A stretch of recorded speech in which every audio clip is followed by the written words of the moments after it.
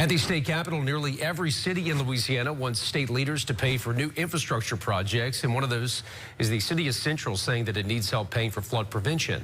News 2's Alexis Maroney joining us tonight from Central with more. Every year, cities across Louisiana go to the state legislature and ask for money for various infrastructure projects. This year, the city of Central is asking the state for millions of dollars to go towards flooding prevention. One of those projects I'm standing right in front of, the future site of a retention pond. People here in Central remember the 2016 flood. They remember the water rising before their eyes and not being able to do anything about it. This site here could prevent future flooding. I spoke to Mayor Wade Evans about it. This would create almost like a neighborhood detention project for that neighborhood to help that water exit their neighborhood quicker, but be able to maintain it on site longer and create a dry detention so 20 acres of it will be usable for recreational purposes.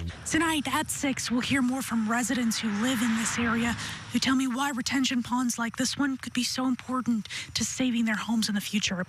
In Central, Alexis Maroney, WBRZ News 2.